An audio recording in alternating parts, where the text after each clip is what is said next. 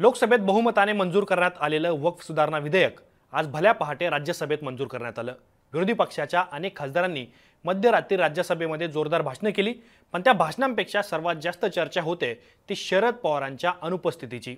India आघाडीतील जवळपास सर्वच पक्षांच्या वरिष्ठ नेत्यांनी लोकसभा तसेच राज्यसभेमध्ये बिलाला विरोध दर्शवला।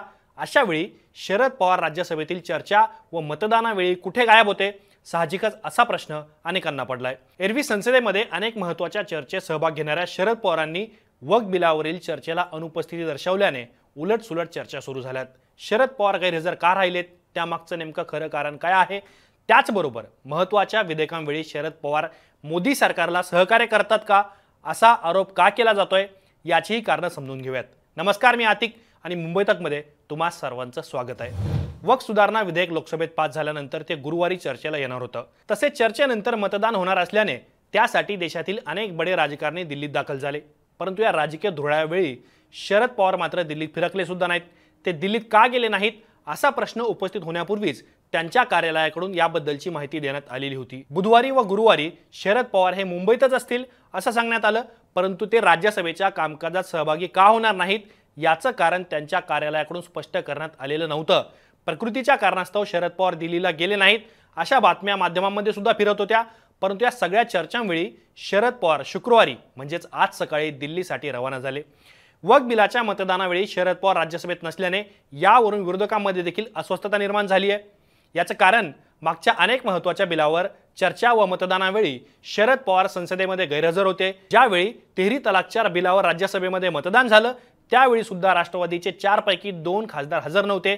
त्या 2 खासदारांमध्ये एक होते प्रफुल्ल पटेल आणि दुसरे होते खुद्द शरद पवार। राज्यसभेत तिहेरी तलाकवर चर्चा व मतदान सुरू असताना शरद पवार हर्षवर्धन पाटलांच्या विधानगाथा या पुस्तकाच्या प्रकाशन सोहळ्यासाठी उपस्थित होते। विशेष म्हणजे त्याचवेळी त्यांच्यावरती एक छोटीशी शस्त्रक्रिया सुद्धा करण्यात आलेली होती, म्हणून ते दिल्लीला जाऊ शकले नाहीत असं राष्ट्रवादीचे तत्कालीन प्रवक्ते नवाब मलिक यांनी स्पष्ट केलेलं होतं। जम्मू काश्मीरमधील कलम 370 हटवण्याची वेळ आली तेव्हा देखील शरद पवार राज्यसभेमध्ये अनुपस्थित होते। त्याचं कारण राष्ट्रवादी काँग्रेसने विधेयकावर होणाऱ्या मतदानावरती बहिष्कार टाकण्याची भूमिका घेतलेली होती। केंद्रातील मोदी सरकारने कलम रद्द करण्याच्या घेतलेल्या भूमिकेवर शरद पवारांनी टीका केलेली, मात्र ज्यावेळी प्रत्यक्षात मतदान करण्याची वेळ आली त्यावेळी शरद पवारांनी तटस्थ राहणं पसंत केलं। देशातील राजकारण ढवळून काढणाऱ्या नागरिकत्व सुधारणा विधेयकावेळी देखील शरद पवारांच्या भूमिकेवर सर्वाधिक चर्चा झाली होती। त्याचं कारण मतदानावेळी शरद पवार व प्रफुल्ल पटेल हजर होते, मात्र राष्ट्रवादीचेच मजीद मेमन आणि वंदना चव्हाण या 2 खासदारांनी मतदानाला दांडी मारली होती। लोकसभेमध्ये वक्फ विधेयकावरील मतदानाला सुरेश म्हात्रे व अमोल कोल्हेंनी सुद्धा दांडी मारली। वक्फ सुधारणांसाठी जी संयुक्त समिती तयार करण्यात आलेली होती त्या समितीमध्ये बाळामामा म्हणजे सुरेश म्हात्रे यांचा समावेश होता।